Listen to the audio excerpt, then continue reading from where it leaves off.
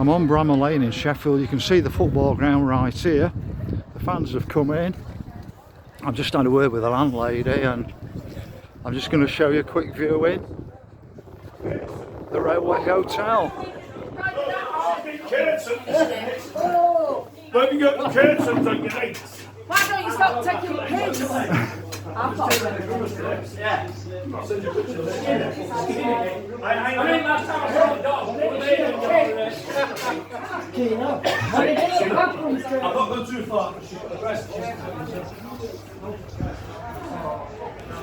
And I've just been told this is in memory of the landlady's daughter who died about 15 years ago with an unknown disease. I think it was Donaldson's disease or something. That's just a quick view of a proper Sheffield pub.